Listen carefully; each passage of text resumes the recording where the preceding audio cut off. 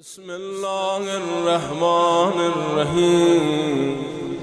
اللهم إني أسألك باسمك يا الله، يا رحمن يا رحيم، يا كريم يا مقيم، يا عظيم يا قديم، يا أليم يا حليم يا حكيم. سبحانك يا لا إله